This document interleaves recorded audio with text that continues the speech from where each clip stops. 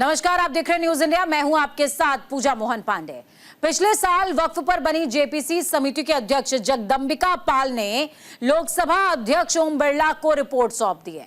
यह रिपोर्ट ऐसे समय में सौंपी गई जब संसद के बजट सत्र का आगाज होने में चंद घंटे बचे हुए हैं। इस रिपोर्ट में करीबन 15 संशोधन किए गए, जिनमें से 4 संशोधनों को अहम माना जा रहा है। लेकिन काम यहीं खत्म नहीं हुआ है। केंद्र सरकार असली इम्तिहान तो अब संसद में देने वाली है, जहां विपक्ष और पक्ष एक बार फिर इसको लेकर आमने सामने होंगे। ये रिपोर्ट देखिए।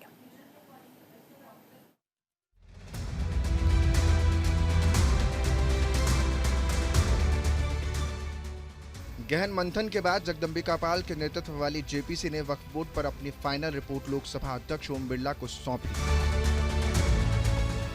इस मौके पर उनके साथ कई बीजेपी सांसद मौजूद रहे। वहीं विपक्षी सदस्य सांसदों ने इससे दूरी बना ली। यानी जेपीसी बैठक में जो खटास कुछ दिन पहले दिखी थी, वो रिपोर्ट सौंपने के बाद भी जस के तस बरकरार रही।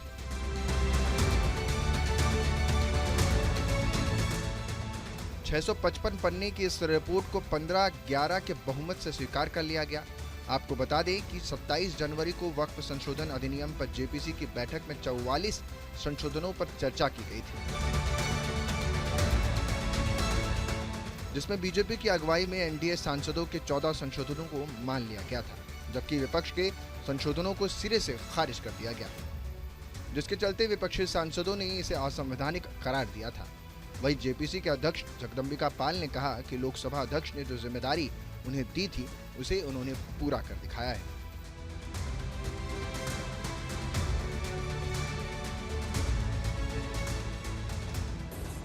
आज वक्त की रिपोर्ट हमने 655 पेज की, जो पिछले 5 महीने में दिल्ली में 38 बैठकों के बाद लगभग 111 घंटे हम बैठे, 7 घंटे 8 घंटे हर मीटिंग में, और 250 स्टेक होल्डर्स और डेलीगेशंस के साथ मिले, देश के राज्यों के वक्फ बोर्ड के साथ मिले, हम तमाम राज्यों के गवर्नमेंट ऑफिशियल के साथ, इस्लामिक स्कॉलर के साथ, हाई कोर्ट के लायर, सुप्रीम कोर्ट के लायर, फॉर्मर जजेज, वाइस चांसलर के साथ मिले। एक बहुत एग्जॉस्टिव डिटेल डिलिब्रेशंस के साथ जो रिपोर्ट तैयार हुई है, वो रिपोर्ट आज हमने हमारे साथ निशिकांत दुबे जी, संजय जायसवाल जी, अरुण जी, गुलाम अली साहब और तेजस्वी सूर्या जी, हम सभी सांसदों ने आज रिपोर्ट सौंपी है।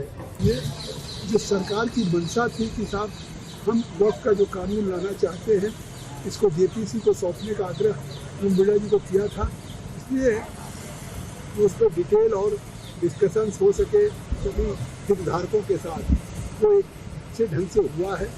और जिस तरह से रिपोर्ट्स में हमारे सभी सांसदों ने, जेपीसी के सभी सांसदों ने जिस तरह से अपनी हिस्सेदारी की है, एक योगदान किया है, मुझे विश्वास है कि इस रिपोर्ट्स के बाद जो बिल आएगा, वो बिल निश्चित तौर से अपने आप में जो एक सरकार की मंशा है संशोधन लाने के पीछे, इसका गरीब को फायदा मिले, अनाथ को मिले, बच्चों को मिले, महिलाओं को मिले, इसका फायदा मिलेगा।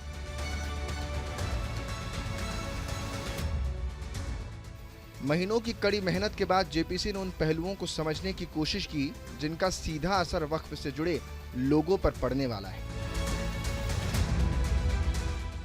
ऐसे में जेपीसी की जिम्मेदारी थी कि वो अपनी रिपोर्ट के जरिए उन सब पर विस्तार से चर्चा कर अपने सुझाव संसद को रिपोर्ट के रूप में सौंप दे, और जगदंबिका पाल ने भी कुछ वैसा ही किया।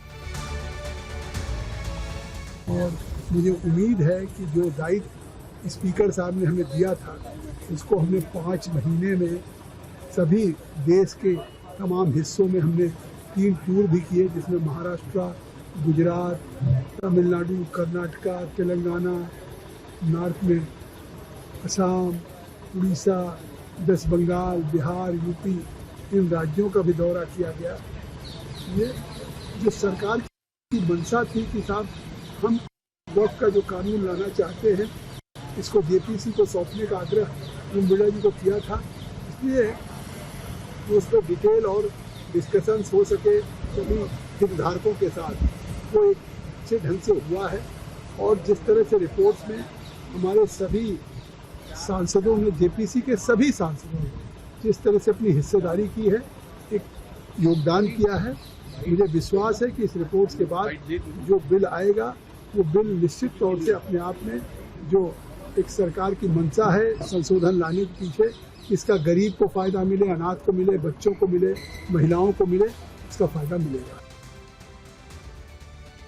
वक्फ बोर्ड संशोधन बिल को लेकर जिस जेपीसी का गठन जगदम्बिका पाल के नेतृत्व में किया गया था, ने अपना काम पूरा कर दिया है। जेपीसी का ये सफर हंगामेदार ही रहा। दरअसल बीजेपी सदस्यों ने जोर देकर कहा कि पिछले साल अगस्त में लोकसभा में पेश किया गया विधेयक वक्फ संपत्तियों के मैनेजमेंट में आधुनिकता, पारदर्शिता और जवाबदेही लाने की कोशिश करता है। तो वहीं विपक्ष बीजेपी नेताओं के इस मत से बिल्कुल अलग रहा। इसके लिए विपक्षी सदस्यों ने रिपोर्ट पर असहमति नोट भी पेश किया था।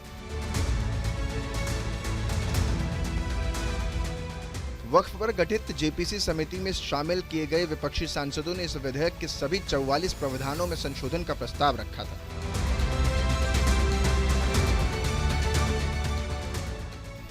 उन्होंने दावा किया था कि समिति की ओर से प्रस्तावित कानून विधेयक के दमनकारी चरित्र को बरकरार रखेगा और मुस्लिमों के धार्मिक मामलों में हस्तक्षेप करने की कोशिश करेगा।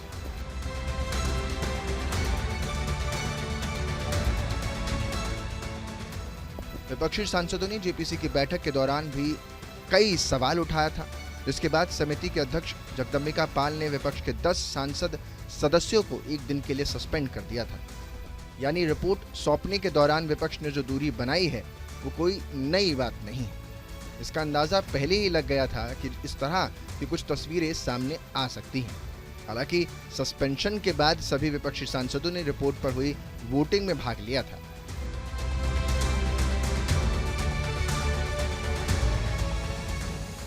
उससे लगने लगा था कि शायद बात बन गई है, लेकिन ऐसा होता नजर नहीं आया।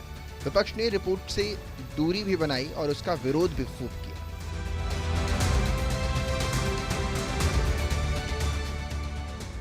इस विधेयक में 15 संशोधन किए गए हैं। इनमें से 4 को काफी अहम माना जा रहा है। पहला सुझाव है, जमीन पर दावा करने वाला ट्रिब्यूनल के साथ साथ रेवेन्यू कोर्ट, सिविल कोर्ट और हाई कोर्ट में अपील कर सकेगा।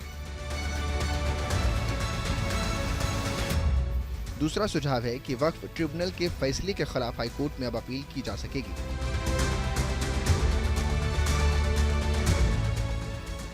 तीसरा सुझाव है कि जब तक किसी ने वक्फ को दान में जमीन नहीं दी हो, भले ही उस पर मस्जिद बनी हो, वो वक्फ की संपत्ति अब नहीं होगी।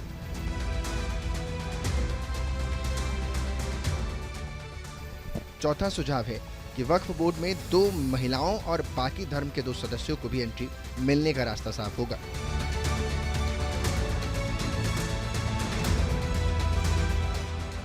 अगस्त में विधेयक के पेश किए जाते समय विपक्ष की ओर से कलेक्टर को अत्यधिक अधिकार दिए जाने पर सवाल उठाए गए थे।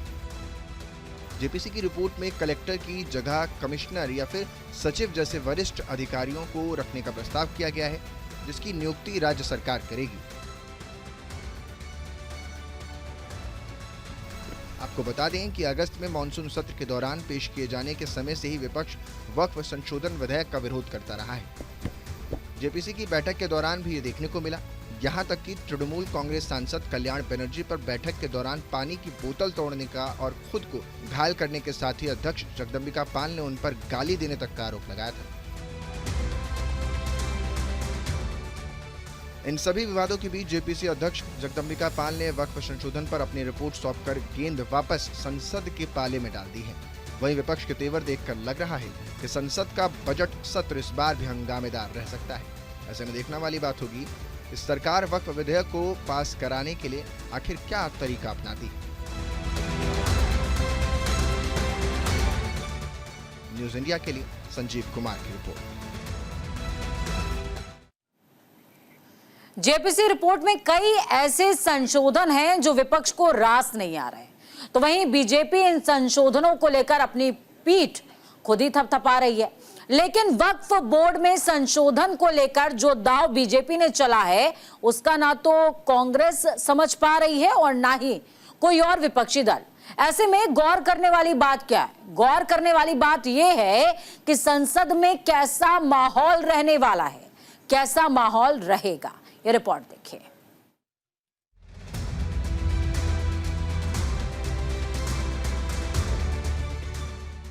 वक्फ संशोधन विधेयक पर बनी संयुक्त संसदीय समिति यानी जेपीसी ने अपनी सिफारिशें पेश कर दी हैं। इस मौके पर जेपीसी अध्यक्ष जगदम्बिका पाल ने कहा कि 44 संशोधनों के सभी एक एक खंड पर चर्चा की गई है। समिति ने बहुमत के आधार पर 14 संशोधनों को स्वीकार किया है, तो वहीं विपक्ष ने भी संशोधन प्रस्तावित किए हैं, लेकिन 10 वोटों के समर्थन और 16 वोटों के विरोध में इन्हें खारिज कर दिया गया।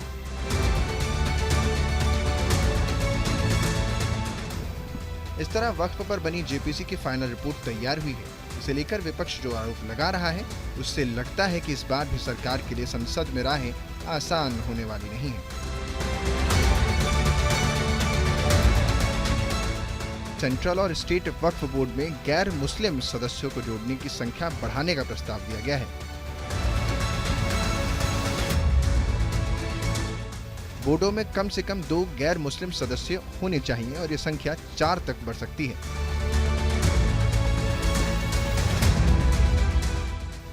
दाऊदी बोहरा और आगा खानी समुदाय के ट्रस्टों को इस कानून के दायरे से बाहर रखने की भी सिफारिश की गई है। इन सुझावों में सबसे बड़ा बदलाव ये है कि अब वक्फ बोर्ड में कम से कम 2 और ज्यादा से ज्यादा 4 गैर मुस्लिम सदस्य हो सकते हैं। अगर पदेन सदस्य गैर मुस्लिम है तो उन्हें इसमें नहीं गिना जाएगा। पहले बिल में सिर्फ 2 गैर मुस्लिम सदस्यों का प्रावधान था। इसके साथ ही 2 पदेन सदस्य भी होंगे। इनमें एक केंद्रीय वक्फ मंत्री और दूसरा मंत्रालय का एक अतिरिक्त या संयुक्त सचिव होगा। इसके साथ ही समिति ने वक्फ संपत्तियों के किराएदारों के हित की रक्षा के लिए भी कुछ सुझाव दिए हैं। 1.5 करोड़ रिप्रेजेंटेशन आए पूरे देश में और 1.5 करोड़ रिप्रेजेंटेशन के आधार पर और 38 मीटिंग की यहाँ जेपीसी ने उन सबों को कंपाइल करके एक प्रॉपर रिपोर्ट बनाना, जो संशोधन सरकार ने किए थे उस संशोधन के अलावा सांसदों का अपने तरफ से 6 महीने में संशोधन देना, 14 नए संशोधन, प्रिंसिपल एक्ट में एक और नया संशोधन जेपीसी ने अपनी सीमा से ज़्यादा बढ़कर जो है रिकमेंडेशन किया है। भारत के इतिहास में गरीब मुसलमानों को, महिलाओं को, अनाथों को अधिकार दिलाने का इससे बड़ा बिल शायद आज़ादी के बाद नहीं आया। सरकार ने रिपोर्ट बनाई थी और जेपीसी ने जिसके आधार पर पूरा मेहनत करके जो रिपोर्ट बनाया वो एक ऐतिहासिक बिल है और इस ऐतिहासिक बिल को मुसलमानों के सम्मान के साथ, गरीब मुसलमानों के सम्मान के साथ, अनाथों के सम्मान के साथ, महिलाओं के सम्मान के साथ कैसे जोड़ा जेपीसी ने और सरकार ने कितना अच्छा बिल आया है, ये सभी लोगों को पता चलेगा। लेकिन समझने वाली बात तो ये है कि जेपीसी की रिपोर्ट सौंपने से वक्फ संशोधन विधेयक पास नहीं हो गया। असल विवाद तो अब शुरू हुआ है। विपक्षी सांसदों ने इस रिपोर्ट पर असहमति जताई है और इसे सरकार का मनमाना रवैया तक बता दिया है।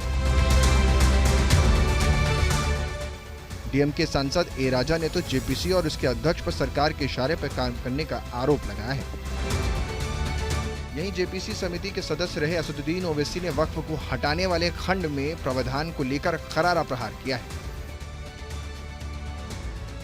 इस बिल के खिलाफ, इस अमेंडमेंट के खिलाफ, जो हम समझते हैं कि ये वक्फ के लिए फ़ायदेमंद नहीं रहेंगे बल्कि वक्फ को बर्बाद कर देंगे और ये ख़ास तौर से मुसलमानों को उनकी इबादत से महरूम करने के लिए ये आर्टिकल 26 का एक ग्रेव वायलेशन है। उसमें वक्फ बाय यूज़र को निकाल देना और फिर लिमिटेशन ऐप को अप्लाई करना, इवैक्यू की प्रोविज़न को हटा देना, ओवरराइडिंग लॉ को हटा देना, कलेक्टर को ये इख्तियार देना कि वो गवर्नमेंट प्रॉपर्टी का तय करे, ये सब वक्फ के मफाद में नहीं है, वक्फ के फेवर में नहीं है। इससे हम शुरू से मैं कह रहा हूँ कि ये मुसलमानों के खिलाफ बीजेपी ने अपनी आइडियोलॉजी की बुनियाद पर इस तरह का बिल लाया है और इससे वक्फ बोर्ड को नुकसान पहुँचाने के लिए, मुसलमानों की मस्जिदों को छीनने के लिए और फ्यूचर में ऐसे बहुत से इश्यूज खड़े हो जाएंगे इस देश के सामने जो ज़रूरत नहीं है इस देश को। मगर हमने पूरी कोशिश की इस कमेटी में रहकर। विपक्षी सांसदों के तेवर को देखा जाए तो केंद्र सरकार का असली इम्तिहान अब शुरू हुआ है। अब तक जो घमासान जेपीसी मीटिंग में देखने को मिला था, वो अब देश की संसद में देखने को मिल सकता है। हालांकि पिछले साल जेपीसी को सौंपने से पहले जब केंद्र सरकार ने इस बिल को संसद में पेश किया था, उस दौरान भी विपक्ष ने इसका विरोध किया था। इसे देखते हुए वक्फ संशोधन विधेयक 2024 को जेपीसी के पास भेज दिया गया था। आपको बता दें कि इस विधेयक का मकसद वक्फ संपत्तियों को विनियमित और प्रबंधित करने से जुड़े मुद्दों और चुनौतियों का समाधान करने के लिए वक्फ अधिनियम 1995 में संशोधन करना है।